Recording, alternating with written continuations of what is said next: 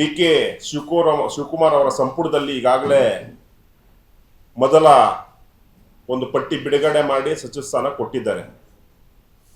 ಆ ಪಟ್ಟಿನಲ್ಲಿ ಕೋಲಾರ ಜಿಲ್ಲೆಯವರಿಗೆ ಅನ್ಯಾಯ ಆಗಿದೆ. ನಿರಂತರವಾಗಿ ನಾವು ನೋಡಬೇಕಾದ್ರೆ ಅತಿ ಮುಖ್ಯವಾಗಿ ಸುಮಾರು 30 ವರ್ಷಗಳಿಂದ ಕಾಲ ಈ ಜಿಲ್ಲೆನಲ್ಲಿ ಮಂತ್ರಿ ಸ್ಥಾನ ಕೆಲವರು ಮಾತ್ರ ಸಿಕ್ಕಿರೋದು.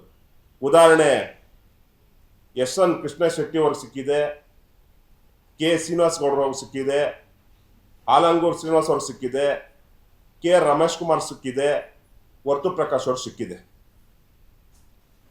ಮತ್ತೆ ಕಾಂಗ್ರೆಸ್, ಅತಿ ಮುಖ್ಯವಾಗಿ ಕಾಂಗ್ರೆಸ್ ಸರ್ಕಾರದಲ್ಲಿ ಈ ಜಿಲ್ಲೆ ಶಾಸಕ ಅನ್ಯಾಯ ನಿರಂತರವಾಗಿ ಆಗ್ತಾನೆ ಇದೆ. ಇದನ್ನ ಎಚ್ಚೆತ್ಕೊಂಡು ನಾವೆಲ್ಲ ಕೂಡ ಇವತ್ತು ಸುಮಾರು ದಿನಗಳಿಂದ ತಮ್ಗೆಲ್ಲರಿಗೂ ಗೊತ್ತು, ನೂತನವಾಗಿ ಪ್ರಾರಂಭವಾಗಿರುವ ಶ್ರೀವೇಣು ಟಿವಿಎಸ್ ಶೋರೂಮ್ನಲ್ಲಿ ಟಿವಿಎಸ್ ಕಂಪನಿಯ ಎಲ್ಲಾ ರೀತಿಯ ಪೆಟ್ರೋಲ್ ಮತ್ತು ವಿದ್ಯುತ್ ಚಾಲಿತ ಬೈಕ್ಗಳಿಗಾಗಿ ಎಂದೇ ಭೇಟಿ ನೀಡಿ. ವಿಳಾಸ ಬೈಪಾಸ್ ರಸ್ತೆ, ಮಾರುತಿ ನೆಕ್ಸಾ ಕಾರ್ ಶೋರೂಮ್ ಪಕ್ಕ, ಕೋಲಾರ. ಹೆಚ್ಚಿನ ಮಾಹಿತಿಗಾಗಿ ಸಂಪರ್ಕಿಸಿ 9986833899 ಅಥವಾ 9986933299. ಕೋಲಾರ ಜಿಲ್ಲೆಯಲ್ಲಿ ಹೆಚ್ಚು ಬಲಗೈ ಸಮುದಾಯ ಇರುವಂತ ಮತದಾರರು, ಅದರಲ್ಲೂ ಹೇಳಬೇಕಾದ್ರೆ ಭಾರತ ದೇಶದ ಅತಿ ಪರಿಶಿಷ್ಟ ಜಾತಿ ಮತದಾರರುಳ್ಳಂತ ಜಿಲ್ಲೆ ಕೋಲಾರ ಜಿಲ್ಲೆ, 2ನೇ ಜಿಲ್ಲೆ. ಈ ಜಿಲ್ಲೆನಲ್ಲಿ ಅಷ್ಟು ಜನಸಂಖ್ಯೆ ಇದ್ರೂ ಸಹ ಯಾವುದೇ ರೀತಿ ಅವಕಾಶಗಳು ಸಿಗ್ತಾ ಇಲ್ಲ.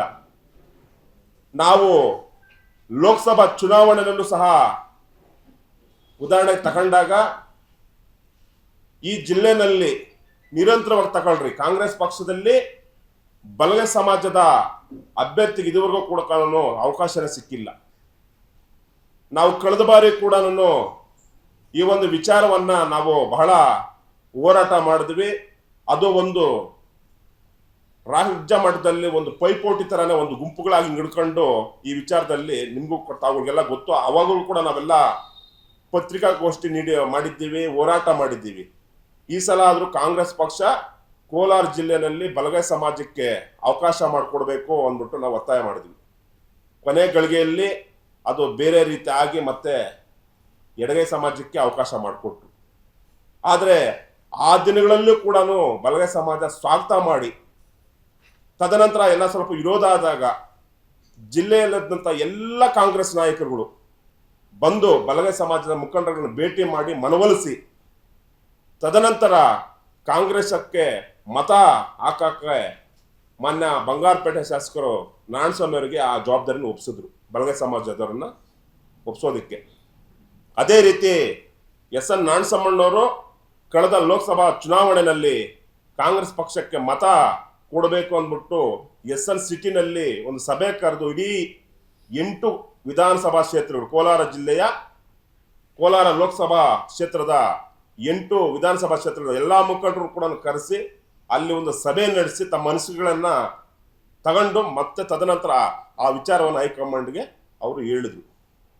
ಹೇಳಿದ ತದನಂತರ ಕಾಂಗ್ರೆಸ್ ಪಕ್ಷ ಭರವಸೆ ಕೊಡ್ತು, ಮುಂದಿನ ದಿನಗಳಲ್ಲಿ ಬಲಗೈ ಸಮಾಜನ ನಾವು ಯಾವುದೇ ರೀತಿ ನಿರ್ಲಕ್ಷ್ಯ ಮಾಡೋದಿಲ್ಲ, ಮುಂದಿನ ದಿನಗಳಲ್ಲಿ ಅವಕಾಶ ಬಂದಾಗ ಮೊದಲು ಆ ಬಲಗೈ ಸಮಾಜಕ್ಕೆ ನಾವು ಅವಕಾಶ ಮಾಡಿಕೊಡ್ತೇವೆ ಅಂದ್ಬಿಟ್ಟು ಒಂದು ಭರವಸೆ ಕೊಟ್ಟರು. ಆ ನಂತರ ಎಲ್ಲ 8 ವಿಧಾನಸಭಾ ಕ್ಷೇತ್ರಗಳಲ್ಲೂ ಕೂಡ ನಾನು ಇದನ್ನ ಅಂಕಿಅಂಶ ತಂದಿಲ್ಲ, ತಾವೇನಾದ್ರೂ ಕೂಡ ನೀವು ಅಂಕಿ ಅಂಶ ಬೇಕಂದ್ರೆ ತಗೊಳ್ಳಿ, ಬೇಕಾದ್ರೆ ಹೇಳ್ತೀನಿ. ಕೋಲಾರ 8 ವಿಧಾನಸಭಾ ಕ್ಷೇತ್ರಗಳಲ್ಲಿ, ಕೋಲಾರ ಲೋಕಸಭಾ ಕ್ಷೇತ್ರದ 8 ವಿಧಾನಸಭಾ ಕ್ಷೇತ್ರಗಳಲ್ಲಿ ಅತಿ ಜನಸಂಖ್ಯೆ ಬಲಗೈ ಸಮಾಜದ ಯಾವ ಹಳ್ಳಿಗಳಲ್ಲಿದ್ದಾರೋ, ಯಾವ ವಾರ್ಡ್ಗಳಲ್ಲಿದ್ದಾರೋ ಆ ವಾರ್ಡ್ಗಳಲ್ಲಿ ಅತಿ ಹೆಚ್ಚು ಮತ ಬಿದ್ದಿರೋದು ಕಾಂಗ್ರೆಸ್ ಪಕ್ಷಕ್ಕೆ. ನಾವು ಈ ಚುನಾವಣೆ ಮುಗಿದ ನಂತರ ಮತ್ತೆ ವಿಧಾನಸಭಾ ಚುನಾವಣೆ ಮುಗಿದ ನಂತರ ಕೂಡ ಅಂಕಿಅಂಶಗಳು ತಾವುಗಳೇ ತಮ್ಮ ಪತ್ರಿಕಾ ಮಾಧ್ಯಮಗಳಲ್ಲಿ ಬಿಡುಗಡೆ ಮಾಡಿದ್ದೀರಿ. ಇಷ್ಟೆಲ್ಲ ಆದರೂ ಕೂಡ ಇವತ್ತು ಕೂಡ ಈ ಪಕ್ಷ ಈ ಸಮಾಜಕ್ಕೆ ಮೋಸ ಮಾಡ್ತಾನೆ ಬರ್ತಾ ಇದೆ. ಅದಕ್ಕೆ ದಯವಿಟ್ಟು ಏನು ಕೋಲಾರ ಜಿಲ್ಲೆನಲ್ಲಿ ಇವತ್ತು 3 ಬಾರಿ ಶಾಸಕರಾಗಿದ್ದಾರೆ, ಜಿಲ್ಲೆಯ ಹಿರಿಯ ಶಾಸಕರಾಗಿದ್ದಾರೆ, ಅದೇ ರೀತಿ ಕೋಲಾರ ಚಿಕ್ಕಬಳ್ಳಾಪುರ ಕ್ಷೇತ್ರದಲ್ಲಿ ಕಾಂಗ್ರೆಸ್ ಪಕ್ಷದ ಏಕೈಕ ಬಲಗೈ ಶಾಸಕರು. ಅದಕ್ಕೆ ದಯವಿಟ್ಟು ಕಾಂಗ್ರೆಸ್ ಪಕ್ಷ ಇದನ್ನೆಲ್ಲ ಒಳಗೊಂಡಂತೆ ತಮ್ಮ ಮಾಹಿತಿಯನ್ನ ಕೋಲಾರ ಜಿಲ್ಲೆಯಲ್ಲಿ ಪಡೆದುಕೊಂಡು ಈ ಕಾಂಗ್ರೆಸ್ ಪಕ್ಷ ಮಾನ್ಯ ಬಂಗಾರಪೇಟೆ ಶಾಸಕರಂತ ಎನ್ ನಾರಾಯಣಸ್ವಾಮಿ ಮಂತ್ರಿ ಸ್ಥಾನ ಕೊಡಬೇಕು. ಯಾಕಂದ್ರೆ ತಾವು ನೋಡ್ತಾ ಇದ್ದೀವಿ, ಮುಂದೆ ಇಂದಿನ ದಿನಗಳಲ್ಲಿ ಈ ಸಮಾಜ ಶೇಕಡವಾರು ಎಷ್ಟು ಕಾಂಗ್ರೆಸ್ ಪಕ್ಷಕ್ಕೆ ಮತ ನೀಡ್ತಾ ಇತ್ತು, ಈಗ ಎಷ್ಟು ಪರ್ಸೆಂಟೇಜ್ ಬಂದಿದೆ ಅಂದ್ರೆ, ಯಾಕಂದ್ರೆ ಯಾವ ಪಕ್ಷ ಯಾವ ಸಮುದಾಯಗಳಿಗೆ ಅನ್ಯಾಯ ಮಾಡದೆ ಅವಕಾಶಗಳು ಕೊಟ್ಟಾಗ ಮಾತ್ರ ಆ ಸಮುದಾಯಗಳು ಆ ಪಕ್ಷಗಳ ಜೊತೆ ಇರೋದಕ್ಕೆ ಮಾತ್ರ ಸಾಧ್ಯ ಆಗುತ್ತೆ. ಇವತ್ತು ನಿರಂತರವಾಗಿ ಕೋಲಾರ ಜಿಲ್ಲೆನಲ್ಲಿ ಎಲ್ಲ ಬಲಗೈ ಸಮಾಜದವರು ಹೆಚ್ಚು ಮತ ನೀಡಿದ್ರು ಕೂಡ ಇವತ್ತು ಸಹಕಾರ ಕ್ಷೇತ್ರಗಳಲ್ಲೂ ಕೂಡ ಒಂದು ಮೀಸಲಾತಿ ಕ್ಷೇತ್ರ ಇರುತ್ತೆ. ಅದರಲ್ಲಿ ಬಿಟ್ಟರೆ ಸಾಮಾನ್ಯ ಕ್ಷೇತ್ರಗಳಲ್ಲಿ ಎಲ್ಲೂ ಕೂಡ ಅವಕಾಶ ಮಾಡಿಕೊಡೋದಿಲ್ಲ. ಅದೇ ರೀತಿ ಕೋಮಲ್ ಚುನಾವಣೆಯಲ್ಲಿ ಇದುವರೆಗೂ ಕೂಡ ಯಾರು ಕೂಡ ಪರಿಶಿಷ್ಟ ಜಾತಿ ಸಮುದಾಯದವರು ನಿರ್ದೇಶಕರಾಗಿ ಆ ಕೋಮಲ್ಗೆ ಹೋದಂಥ ಇತಿಹಾಸ ಇಲ್ಲ. ಅಂತ ಒಂದು ಸಮಯದಲ್ಲೂ ಕೂಡ ಇವತ್ತು ಬಂಗಾರಪೇಟೆ ಶಾಸಕರು ಕೋಮಲ್ ಕೂಡ ಪ್ರವೇಶ ಮಾಡಿದ್ದಾರೆ. ಅವತ್ತು ದಿನಗಳಲ್ಲೂ ಕೂಡ ಅವರು ಈ ಹಿಂದೆ ಮೊನ್ನೆ ನಂಜೇಗೌಡರು ಕೋಮಲ್ ಅಧ್ಯಕ್ಷರಾಗಿದ್ದರು, ಅವರ ಅಧಿಕಾರ ಕೂಡ ಅವಕಾಶನ ಬಳಸ್ಕೊಂಡಿದ್ದಾರೆ. ಇವರು ಕೂಡ ಇವರು ಒಬ್ಬ ಶಾಸಕರು ಕೋಮಲ್ಗೆ ಹೋಗಿದ್ದಾರೆ. ಅವತ್ತು ಕೂಡ ಅವ್ರಿಗೂ ಕೂಡ ಅಧ್ಯಕ್ಷರು ಕೊಡ್ಬೇಕಂದ್ಬಿಟ್ಟು ಒತ್ತಾಯ ಮಾಡಿದ್ವಿ. ಆದರೆ ಆ ವಿಚಾರ ಎಲ್ಲ ಕಾಂಗ್ರೆಸ್ ಪಕ್ಷದ ಹೈಕಮಾಂಡ್ ಬಿಟ್ಟಂತ ವಿಚಾರ, ಆದರೆ ಕೊಡಲಿಲ್ಲ.